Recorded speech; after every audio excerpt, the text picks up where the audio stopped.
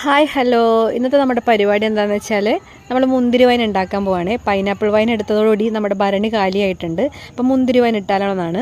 അപ്പം മുന്തിരിയൊക്കെ നന്നായിട്ട് വാഷ് ചെയ്തു, കുറച്ച് സമയം വെള്ളമൊഴിച്ചിട്ടു. ആ വെള്ളമൊഴിച്ചിട്ട് അതിലേക്ക് ഉപ്പും വിനാഗിരിയൊക്കെ ഒഴിച്ച് കുറച്ച് സമയം വെച്ചു. 1-2 മണിക്കൂർ അതങ്ങനെ വെച്ചു. അതിലത്തെ വിഷാംശം എന്തെങ്കിലുമൊക്കെ ഉണ്ടെങ്കിൽ കംപ്ലീറ്റ് ആയിട്ട് ക്ലീൻ ആയിക്കോട്ടെ എന്ന് കരുതിയിട്ട് നമ്മൾ വെള്ളമൊഴിച്ച് വാഷ് ചെയ്തതിന് ശേഷം വീണ്ടും വെള്ളമൊഴിച്ച് അതിലേക്ക് ഉപ്പും വിനാഗിരി ഇട്ട് വയ്ക്കുകയാണ് ചെയ്തത്.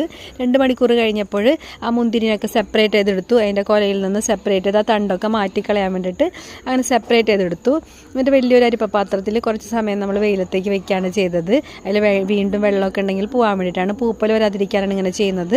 ഭരണി എടുത്തു. ഭരണിയുടെ ഏറ്റവും അടിയിൽ കുറച്ച് മസാലകളൊക്കെ കരയാമ്പൂവും ജാതിപത്രിയും അങ്ങനത്തെ കുറച്ച് ഐറ്റംസൊക്കെ ഇട്ട് കൊടുത്തു.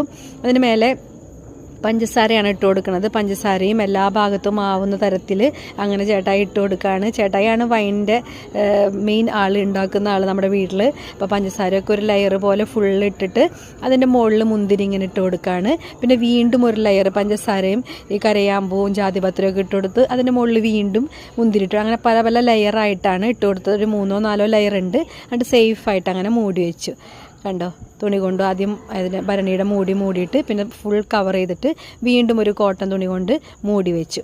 ഓക്കെ, അപ്പോൾ ഇത്രയേ ഉള്ളൂ. ലൈക്ക് ചെയ്യണേ, സബ്സ്ക്രൈബ് ചെയ്ത് സപ്പോർട്ട് ചെയ്യണേ.